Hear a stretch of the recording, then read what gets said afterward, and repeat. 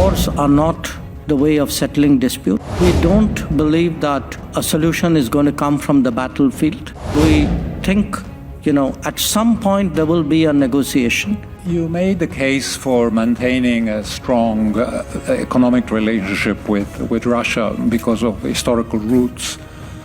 As India emerges as a global economic and political power, with that will come also increased responsibilities on the global stage, obviously.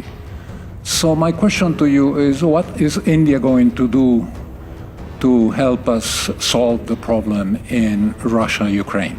I'm suggesting that we had, traditionally a strong relationship, and the future of the relationship also, there are benefits for us. So it's not just a look back, it's also a look ahead. But on the war that's going on,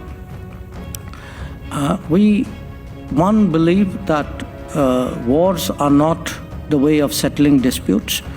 Two, we don't believe that a solution is going to come from the battlefield. Three, that we think, at some point there will be a negotiation, and such a negotiation has to obviously include the parties. It cannot be a one-sided negotiation. And from those assessments, we have been engaging both the Russian government and the Ukrainian government in Moscow and in Kiev and in other places to see whether there is something we can do which would hasten the end of the conflict and initiate some kind of serious negotiation between that.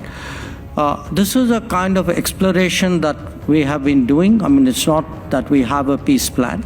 We are not suggesting anything. We are having these conversations and sharing these conversations with the other side. My sense is both sides appreciate it. So if we look at the last few months, Prime Minister Modi met President Zelensky in June. He met President Putin in July. He met President Zelensky again in August. This month we've had contacts. Our NSA had met President Putin. And yesterday, Prime Minister Modi met Zelensky again. So we think if these conversations are helpful and there's something we can do, and there are not that many countries and that many leaders today who have the ability or the willingness to engage both Moscow and Kiev at the same time, I think we could make a contribution. And certainly, I think there is a widespread feeling in many parts of the world that, the sooner the conflict ends, the better it is for the global economy and society.